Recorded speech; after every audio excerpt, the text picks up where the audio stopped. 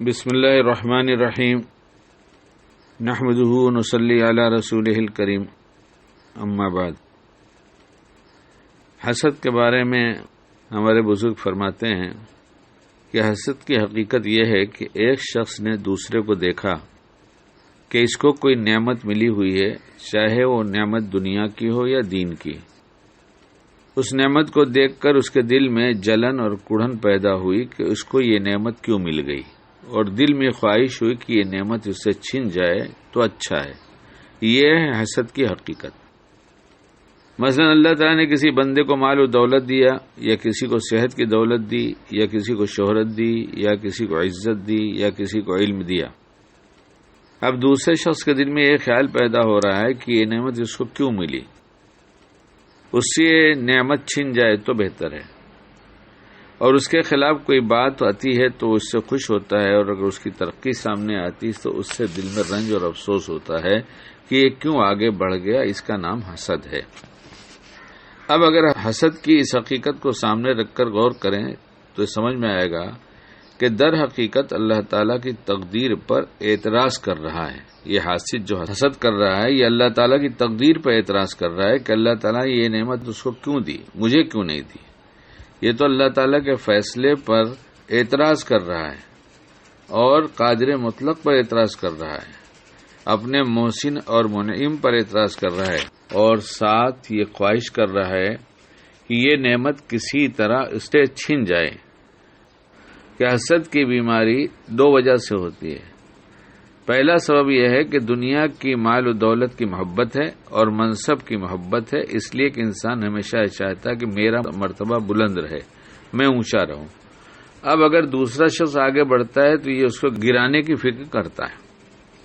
اور دوسری وجہ یہ ہے کہ بغض اور کینہ ہے۔ مثلا کسی سے دل میں بغض اور کینہ پیدا ہو گیا ہے، اور اس بغض کے نتیجے میں اس کی راحت سے تکلیف ہوتی ہے اور اس کی خوشی سے رنج ہوتا ہے۔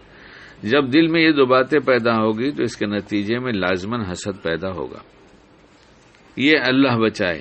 یہ حسد ایسی بری بیماری ہے جو کہ آخرت میں انسان کو ہلاک کرنے والی ہے، بلکہ دنیا کے اندر بھی انسان کے لیے مہلک ہے۔ لہذا اس کے ذریعے دنیا کا بھی نقصان اور آخرت کا بھی نقصان ہے۔ اس لیے کہ جو شخص دوسرے سے حسد کرے گا وہ ہمیشہ تکلیف اور گھٹن میں رہے گا۔ اس لیے کہ جب بھی دوسرے کو آگے بڑھتا ہوا دیکھے گا، اس کو دیکھ کر دل میں رنج اور غم اور گھٹن پیدا ہوگی، اور اس گھٹن کے نتیجے میں وہ رفتہ رفتہ اپنی صحت کو خراب کر لے گا۔ یعنی جس کے پاس نعمت ہے وہ تو چین سے ہے، اور جس کے پاس نہیں ہے اور جتنی ہے اس کے پاس ہے کافی، لیکن دوسرے کی بہت بڑھی ہوئی نظر آ رہی ہے اور اپنی کم نظر آ رہی ہے۔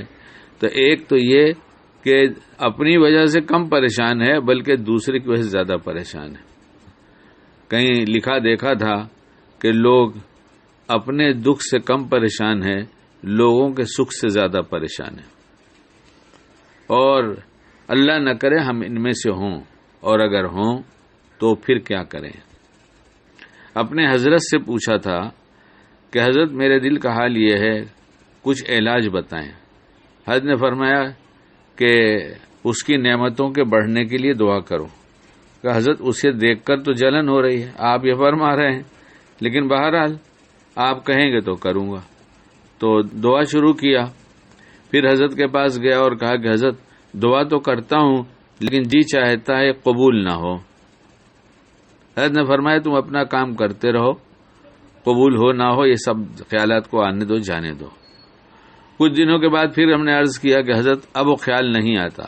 فرمایا اور کرتے رہو، انشاءاللہ حسد ختم ہو جائے گا۔ اللہ ہمیں حسد اور ہر دل کی بیماری سے، روحانی بیماری سے ہماری پوری حفاظت فرمائے۔